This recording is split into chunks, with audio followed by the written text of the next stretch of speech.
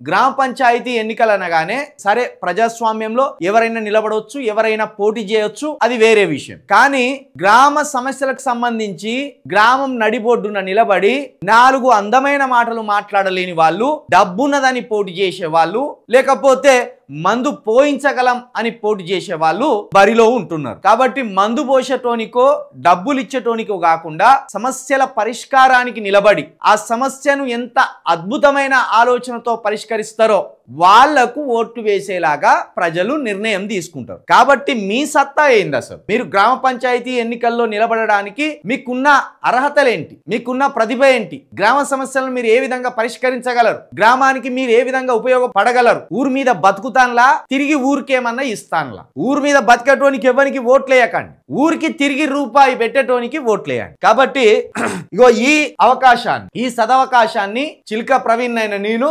Universal media ద్వారా మీకు కల్పించదలుచుకున్నాం.